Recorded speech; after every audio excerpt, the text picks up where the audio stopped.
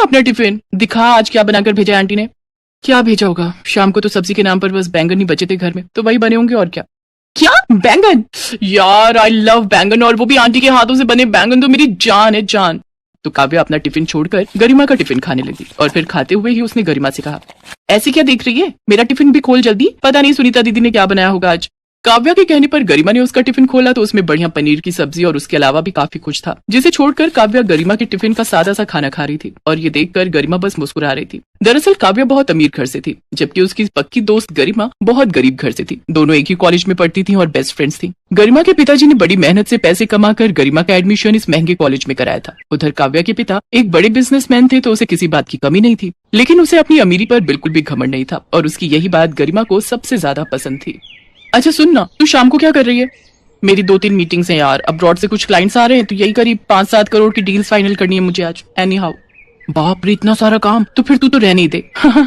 एक चुप कर और जल्दी बोल क्या करना है शाम को। गोलगप्पे खाने चलेंगे और क्या, तू रेडी रहना, मैं तुझे लेने आऊंगी। नहीं यार इस बार रहने दे। पर क्यों, तेरी तबीयत तो ठीक है ना जो गोलगप्पे खाने के लिए मना कर रही है?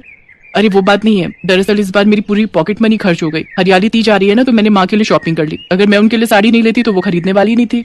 अरे यार, तो गोलगप्पे तो मैं खिलाऊंगी ना, तू क्यों टेंशन ले रही है? वैसे तूने अभी क्या बोला, कौन सा तीज? हरियाली तीज मैडम, जब तेरी शादी हो जाएगी ना तो तुझे भी तीज का त्योहार मनाना पड़ेगा, और पता है अपने उनकी लंबी उम्र के लिए व्रत भी रखना पड़ेगा। ये सही है यार, पति की लंबी उम्र के लिए हर बार पत्नी बेचारी भूखी रहे। अच्छा तो तू एक काम करना, अपने पति को भी अपने साथ भूखा रखना, ठीक है?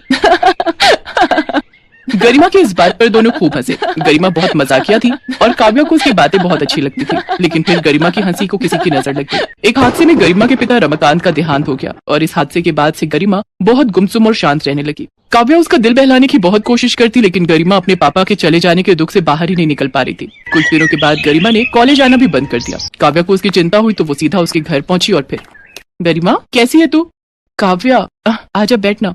मैंने पूछा कैसी है तू? अच्छी हूँ। लग तो नहीं रही। और सुन, तू कॉलेज क्यों नहीं आ रही? यार पिछले सेमेस्टर की फीस तो पापा ने भरती थी, पर इस बार की फीस अरेंज नहीं हो पाई, तो बस इसीलिए। तो तूने मुझसे क्यों नहीं कहा, पागल कहीं की, ऐसे आधे में छोड़ देगी क्या पढ़ाई? रुक, मैं भी अपने पापा से बात करती हूँ। रुक तो सही 1 मिनट। देख ऐसे अच्छा नहीं लगेगा, उन्हें लगेगा कि पैसे मुझे चाहिए और मांग तू रही है। अब ऐसा करते हैं, मैं कल तेरे घर आती हूँ और अंकल से खुद ही बात करूंगी। मैं बस कुछ समय के लिए उधार पैसे लूंगी उनसे और फिर जैसे इंतजाम हो जाएगा वापस कर दूंगी। अरे यार तू इतना मत सोच और मुझे कॉल करने दे। नहीं काव्या, मैं जैसा बोल रही हूँ वैसा ही करते हैं, वरना मैं तेरी मदद नहीं लूंगी।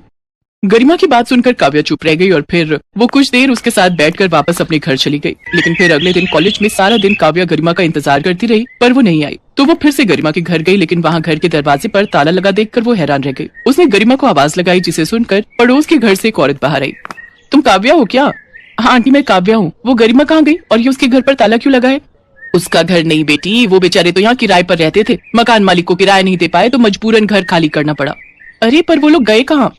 मुझे नहीं पता, लेकिन वो तुम्हारे लिए ये चिट्ठी छोड़ गई है। मुझे माफ कर देना काव्या, मैं अंकल से फीस के पैसे तो मांग लेती, पर माँ की दवाइयाँ, मकान का किराया, राशन, इन सब के पैसे कौन देता? मैं हमारी दोस्ती में पैसे को नहीं लाना चाहती दोस्त, इसीलिए मैं जा रही हूँ। कहाँ ये मुझे खुद नहीं पता, पर तू मुझे ढूंढने की कोशिश मत करना और हमेशा खुश रहना। किस्मत में लिखा होगा तो हम फिर मिलेंगे। गुड बाय मेरी जान। उस चिट्ठी को पढ़कर काव्या बहुत देर तक रोती है।